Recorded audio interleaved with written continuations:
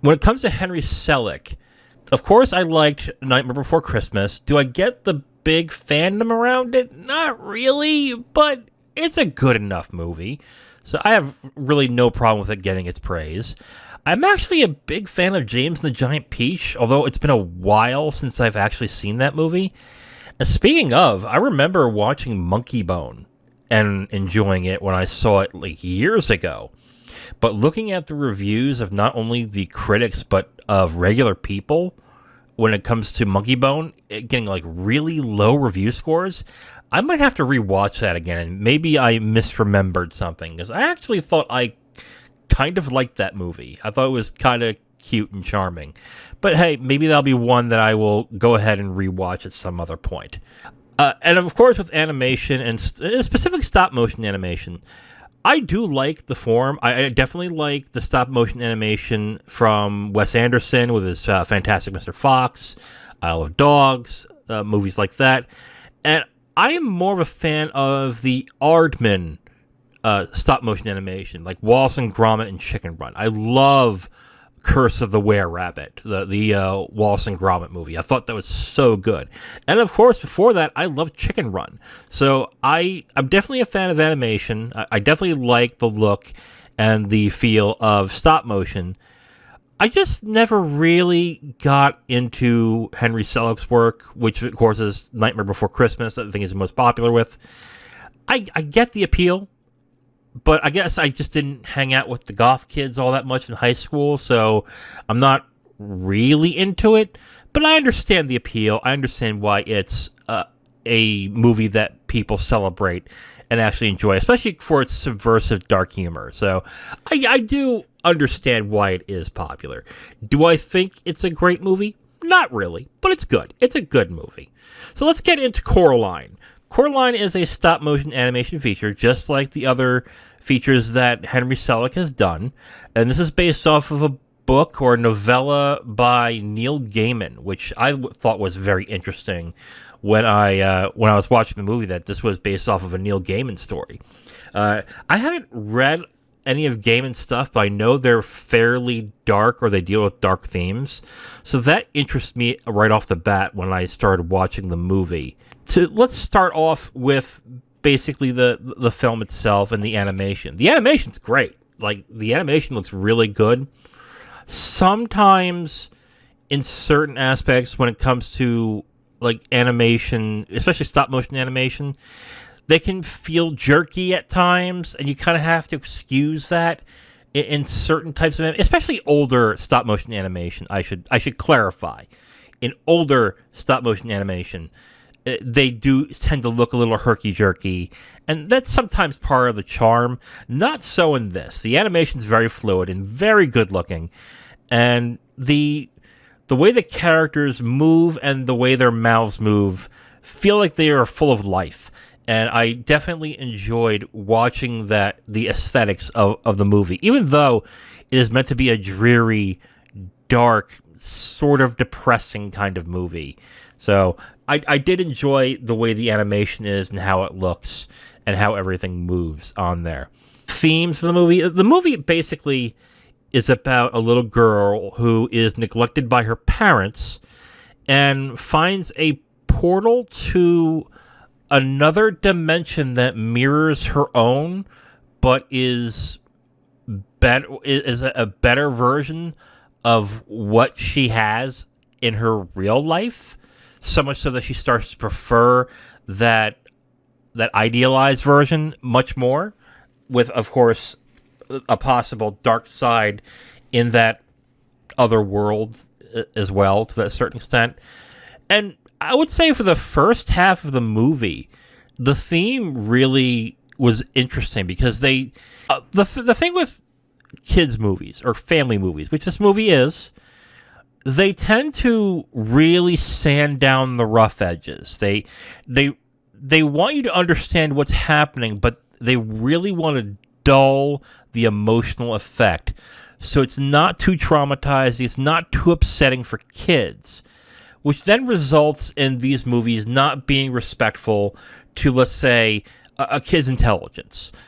And I don't think that's the case here in this movie. They definitely treat Coraline more realistically and make you understand why she is the way she is, why she's standoffish and kind of a brat, why she acts the way she does, because she gets no attention at home, things like that. And the way that the character is done in the first half of the movie specifically is very good. And I really enjoyed that characterization as they went through the crux of the movie with her going back and forth into the dimensions of the movie. The problem I had is that they kind of threw it away in the second half to do a kind of standard kids family movie adventure-esque movie. They started going into the tropes, which, yes, it is a kids movie. It is a family movie. And the majority of family movies do rely on these tropes to essentially not only not disturb kids, but make parents comfortable enough to allow them to watch these movies, which I think is also a cop-out, because there are family movies or movies that are made for everybody that deal with powerful, maybe not disturbing, but upsetting topics that are actually good for all ages. Song of the Sea is a movie that I constantly will say that is technically a kid's movie, but I can see adults not only loving it, but if a kid really gets into it, they want to get into more deeper and more complex animated movies or just movies in general, because the way it's written and the way they characterize what's going on is so well done that it treats its viewers and the characters very seriously and very respectfully.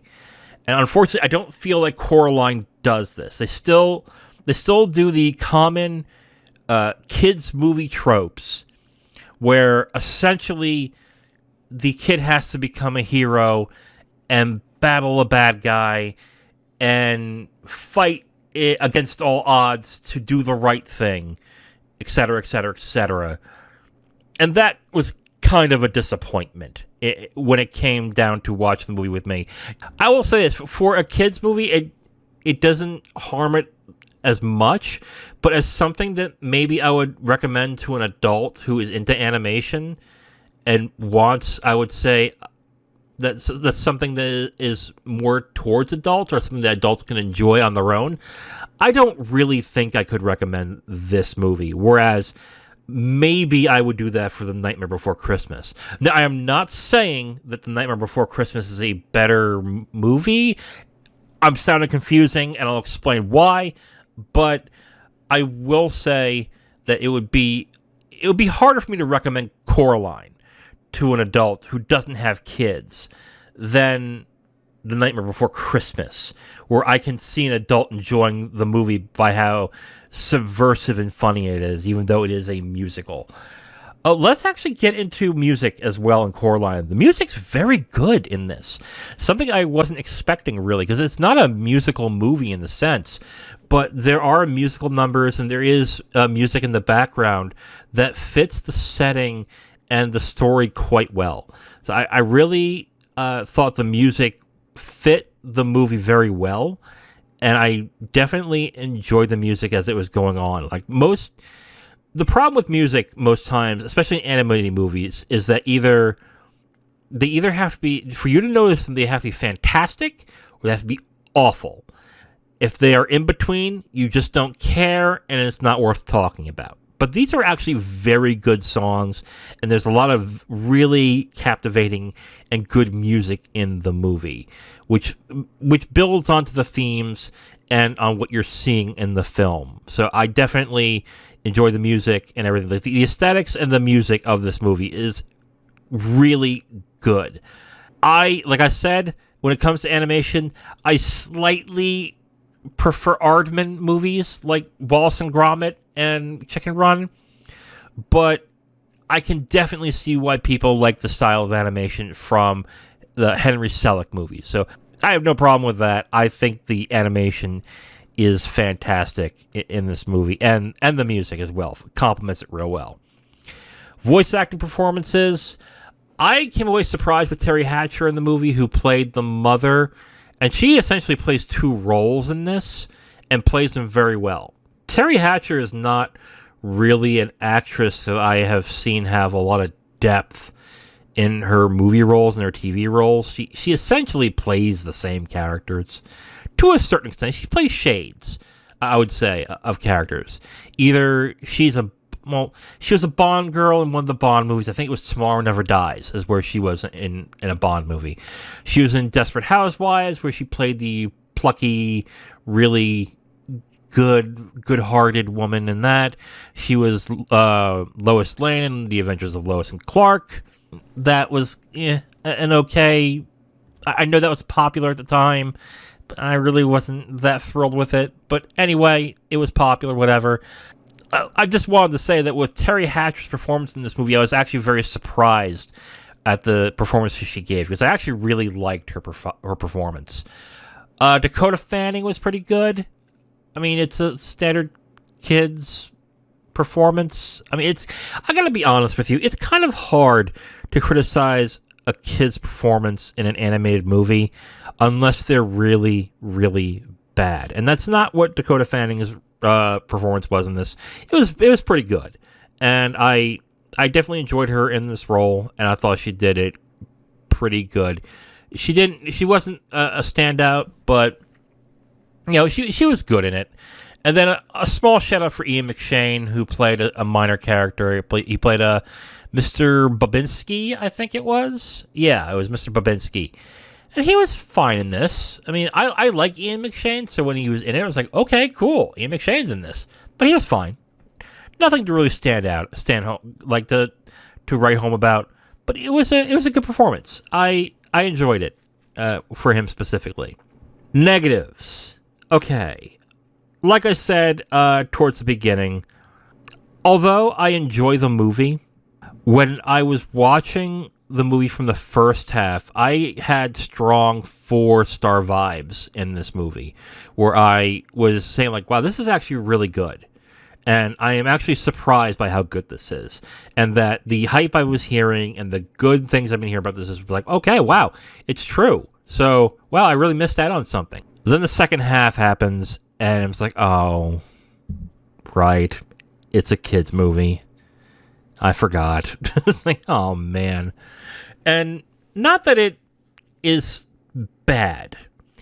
It's just that when I was watching the movie, I hope the movie got a little bit darker, or it dealt with more mature themes in that aspect. And that essentially makes me wish that it wasn't a kid's movie. It was more of a teenager/adult movie to a certain extent, like something that was PG-13. Was this a PG movie? Yeah, it was a PG movie. Yeah, that was more of a PG-13 movie than a PG movie, because you couldn't do anything that violent, or you couldn't do anything that scary in a PG movie. There are exceptions, of course, but around the time that this was made, which is 2009, there are definitely limits that you have in order to make this movie PG. And I think that held the movie back to where I think would have been best. I know there are fans of this movie who will disagree, and that's fine. I get that. But I looked at this thinking, I really wondered, like, wow, what if Guillermo del Toro did this movie? What if Alfonso Cuarón did this movie? What if John Carpenter did this movie? What if somebody who is not afraid to go darker would have done this movie? What I really was asking is, what if Henry Selick just didn't make a kid's movie and did it like this? What would it have been like? And is it unfair to criticize a movie for not doing what I want it to do? Possibly. But I really feel if they went shades darker into the movie, I feel it would have benefited this movie more. I'm not saying go like really dark and gory and disgusting with dismemberment and all that crap. No. Flesh out the terror, flesh out the scariness a little bit more. Make it a little more disturbing. Make it a little more unsettling. And then maybe I think you would have had an all-time classic in this, where I thought that would really work well. Without that, it's a very good kids movie. It's a very good adult. It's a very good family movie. But if they would have went a step further, I think they would have had something really special. And I just felt disappointed by that. Not so much where I would hate the movie, but disappointed enough where I was questioning maybe the direction the movie went in.